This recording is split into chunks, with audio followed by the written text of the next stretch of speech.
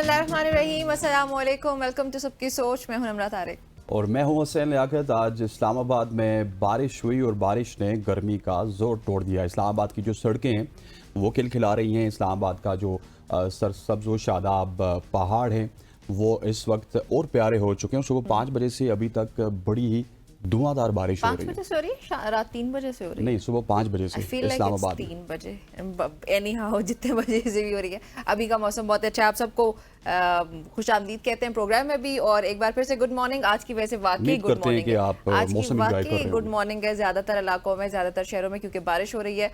सो तमाम तर लोग इस वक्त एंजॉय भी कर रहे हैं। अभी प्रोग्राम में आगे बढ़ते हैं और आपके मेरे हम सब के फेवरेट और मारूफ राइटर खलीलुर रहमान कबर साहब भी हनी ट्रैप हो गए। ये खबर कल ज़रूर आपने देखी होगी अपने मोबाइल फ़ोन्स पर, टीवी स्क्रीन्स पर।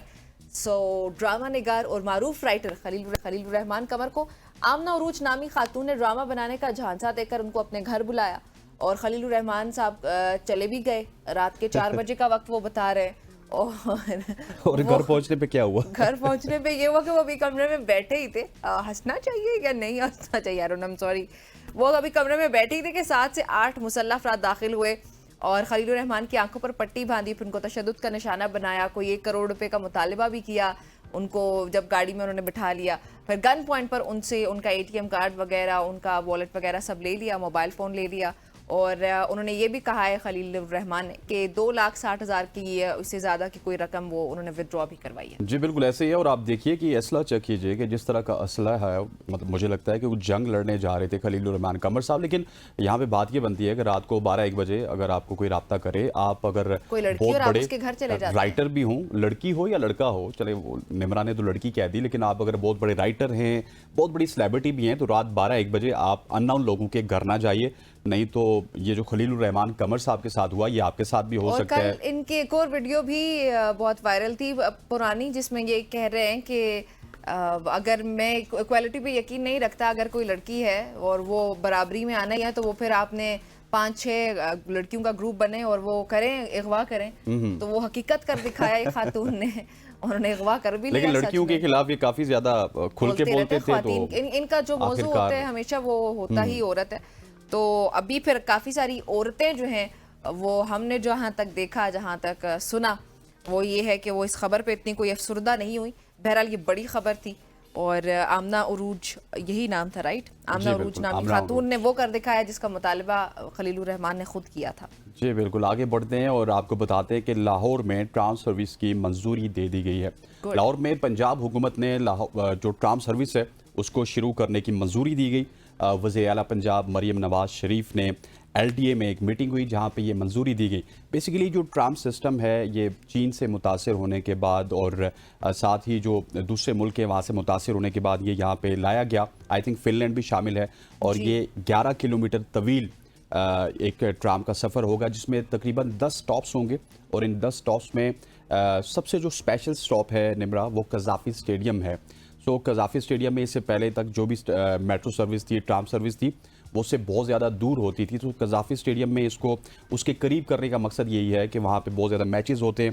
क्रिकेट के शायकीन के लिए ये ट्राम सर्विस बहुत ही ज़्यादा अच्छी साबित होगी। लेकिन अभी तक इसका जो किराया है वो मुतय्यन नहीं किया गया। लेकिन इस प्रोजेक्ट की जो लागत है वो 27 अरब रुपए। लेकिन असलन ये जो खबर आप शेयर कर रहे हैं, इस पर एक मेरा मासूमाना सवाल है।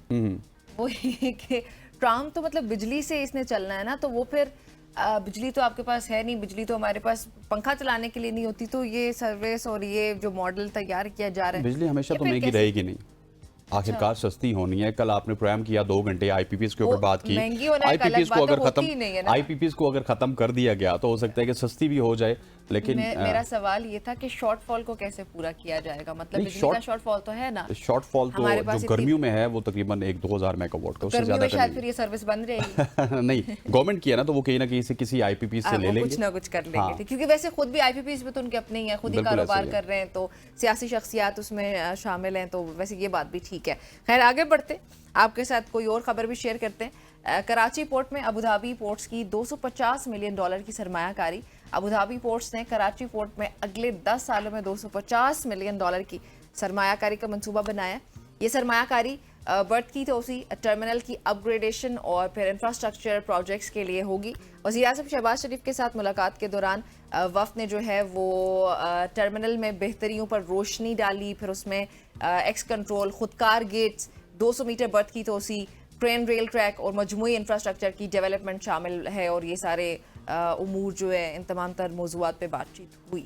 جی ہاں, یہ اپ گریڈ 1,20,000 ٹن تک کارگو جہازوں کو ایڈجسٹ کرنے کے لیے بنائے گئے ہیں, جس سے پورٹ پر معاشی سرگرمیوں میں اضافہ ہوگا, اور یہ بہت ہی اچھا اقدام ہے. اور یقینی طور پر جو تھوڑی بہت ہی انویسٹمنٹ آپ کی آ رہی ہے, آپ نے یہ نہیں دیکھنا کہ یہ ملینز میں ہے, یہ بلینز میں بھی ہو سکتی ہے, یہ ٹریلینز میں بھی ہو سکتی ہے, لیکن الٹیمیٹلی اس سچویشن میں اس طرح کی انویسٹمنٹ بھی کافی ہیلدی ہے پاکستان کی اکانومی کے لیے. بالکل ٹھیک. ایک اور معصومانہ سوال ہے. جی, آج آپ معصومانہ سوال کر رہی ہیں. ایک اور وسیم بادامی کا شو تو نہیں دیکھا آج میں نے, ویسے وہ بھی دیکھا ہی ہے, لیکن ایک اور معصومانہ سوال یہ کہ یہ پروجیکٹ صرف وسطین بنتے ہیں یا کوئی آتے بھی ہیں؟ مطلب یہ خبر آئی اس کے بعد پھر ہم بھی تو اتنی خبریں ڈیلی بیسس پہ ہمارے پاس آ رہی تھی, ہم بھول جاتے ہیں کہ ہم نے کل کیا کیا تھا. ایگزیکٹلی. تو یہ پروجیکٹس کیا صرف آتے ہیں وہ خبروں نہیں, ویسے یہ ایم او یوز سائن ہوتے ہیں, اس کے بعد پورے ڈپارٹمنٹ ہیں. پرائم منسٹر صاحب نے تو صرف سائن کیا ہوگا, لیکن وہ جو پورٹ اینڈ شپنگ کی منسٹری ہے, وہ جو ڈپارٹمنٹ ہیں, وہ سارے کے سارے اس کے اوپر پھر اس کے بعد اس کی لک آفٹر کرتے ہیں, اور ڈیفینیٹلی کہیں نہ کہیں پہ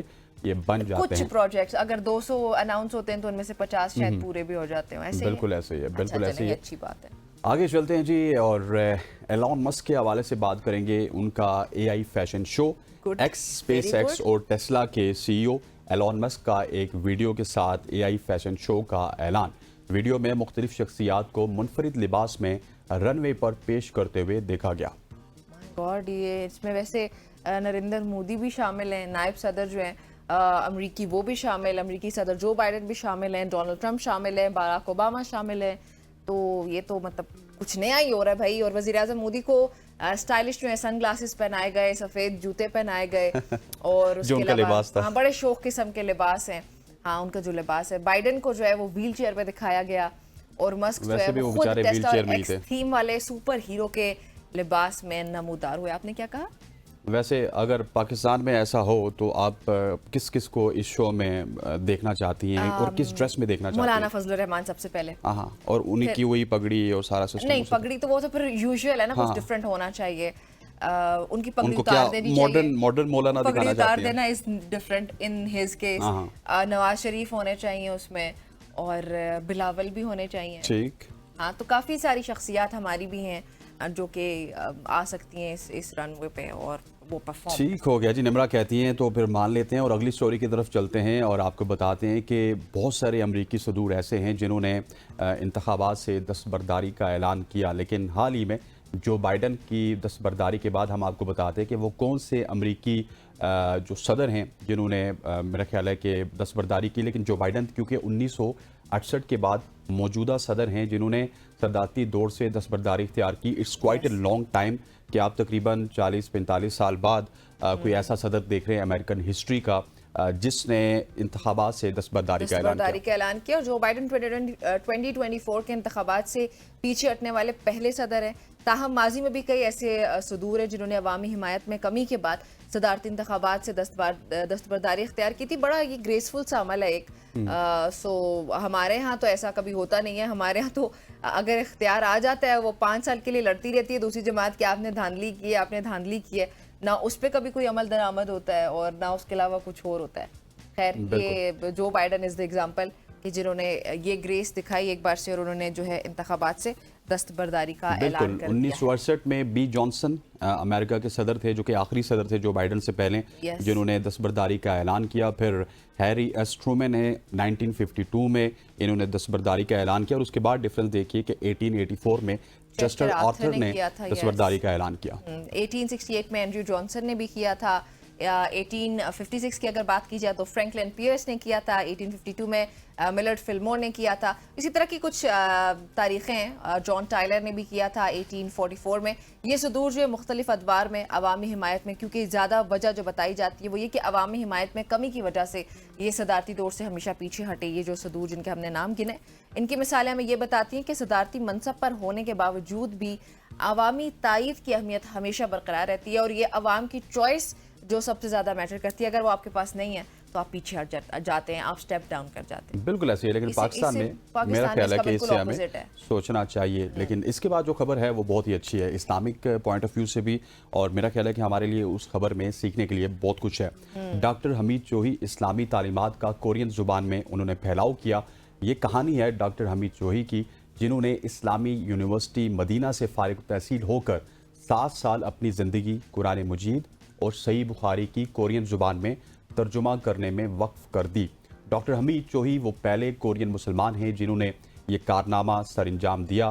انہوں نے اس کے علاوہ 90 سے زیادہ اسلامی کتب میں تحریر کی ہے جو اسلامی تعلیمات کے فروغ میں اہم کردار ادا کر رہی ہے. ماشاءاللہ خوبصورت, پہلے کورین مسلمان جنہوں نے کورین زبان میں ترجمہ کیا. اور دیکھیں 7 سال لگ گئے ان کے, اور 7 سال وہ ڈیڈیکیشن کے ساتھ قرآن کریم کی اور بخاری کی. 90 بکس ایگزیکٹلی, اور وہ بھی اسلامی ریلیجس کتابیں انہوں نے لکھی ہیں. خوبصورت, یہ سٹوری بڑے مزے کی تھی. اچھا آگے بڑھتے ہیں, نیکسٹ سٹوری آپ کے ساتھ شیئر کرتے ہیں. مشرق وسطیٰ میں بوائے کے باعث فروخت میں شدید کمی اس وقت دیکھی جا رہی ہے. سابق اسٹار بکس کے جو سی ای او ہیں انہوں نے کمپنی کی فروخت میں شدید کمی کا انتباہ دیا ہے, جو کہ مشرق وسطیٰ میں غزہ تنازع پر ہونے والے اس بوائے کے نتیجے میں ہوا. اس کے بعد دیگر کمپنیز جو ہیں ان کی بھی یہ اپیل ہے کہ وہ اپنے بنیادی اقدار اور جو ان کا ایک آپ کہہ سکتے ہیں اسپرٹ ہے اس کا جائزہ لیا جائے. انہوں نے دنیا کی حالت کو مایوس کن قرار دیتے ہوئے معلومات کی غلطیوں, نفرت کو منقطع کرنے کی بات کی ہے. اور یہ جو بیان ڈفرینٹ کمپنیز سے آ رہا ہے سامنے, یہ اس وقت آ رہا ہے جب اسٹار بکس اور دیگر کمپنیز کے خلاف بوائے مہمات جو ہیں, جو کیمپینز ہیں, وہ بڑی حد تک کامیاب ہوئی اور فائنلی جا کے فروخت پر اثر پڑا.